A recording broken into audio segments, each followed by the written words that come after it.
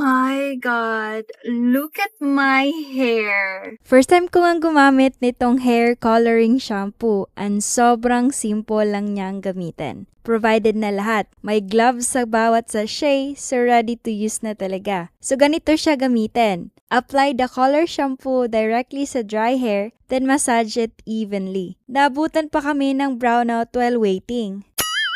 Leave it on for 20 to 30 minutes, then rinse off with water.